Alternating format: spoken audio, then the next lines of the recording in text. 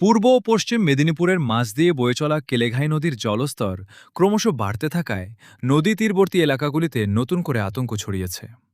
স্থানীয় সূত্রে জানা গিয়েছে, নদীর জল ইতিমধ্যেই বিপদসীমার উপর দিয়ে বইছে। পরিস্থিতির কথা মাথায় রেখে বাঁধের বিভিন্ন অংশে শুরু হয়েছে জোরদার নজরদারি। জলস্তর আরও বাড়লে বাঁধের ওপর অতিরিক্ত চাপ তৈরি হতে পারে বলে আশঙ্কা করছেন স্থানীয় বাসিন্দারা। বিশেষ করে বৃষ্টিপাত অব্যাহত থাকলে পরিস্থিতি আরও জটিল হতে পারে বলে আশঙ্কা রয়েছে। নদীর জল বাড়ার সঙ্গে সঙ্গে নিচু এলাকা ও নদী সংলগ্ন বসতিগুলিতে জল ঢোকার সম্ভাবনাও তৈরি হয়েছে। পরিস্থিতি মোকাবিলায় সতর্ক রয়েছে সেচ দফতর।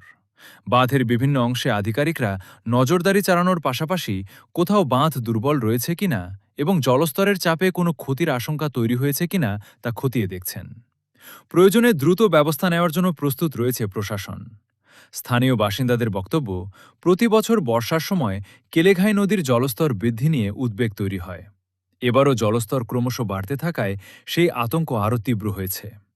বৃষ্টিপাত অব্যাহত থাকলে পরিস্থিতির আরও অবনতি হতে পারে বলে আশঙ্কা তাদের। এই মুহূর্তে নদীর বাঁধ ও সংলগ্ন এলাকাগুলির পরিস্থিতির উপর কড়া নজর রাখছে সেচ দফতর ও প্রশাসন। আগামী কয়েক ঘণ্টায় জলস্তর কোন দিকে যায় সেদিকেই এখন নজর নদী তীরবর্তী এলাকার বাসিন্দাদের। গতকাল থেকে এতটা জল তো আগে কোনোদিন ছিল না, ছিল না, আজকে সবচেয়ে বেশি জল। আজকে সবচেয়ে বেশি জল এখন বর্তমান কি বাড়ছে না? বাড়ছে, ধীরে ধীরে বাড়ছে। জল বেরোচ্ছে তো দ্রুত। দ্রুত তো বেরোচ্ছে। এটা কোন জায়গা? এটা এটা হচ্ছে লাঙ্গলকাটা, পশ্চিম মেদিনীপুর। পশ্চিম মেদিনীপুর।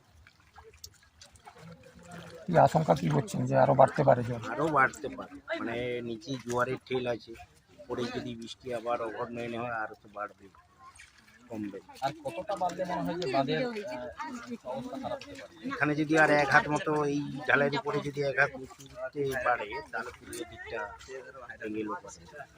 ওই দিকটা মানে পশ্চিমে যেটাকে বলা হয় তালাডিয়া, তোমার আমগাছি। পাথর কাটা, আম গেছে তো এই তো সামনে, আম গেছেও জট কাটা এইসব রাস্তা আছে। ভয়ের বিষয় আছে। এখনো ভয়ের বিষয় আছে।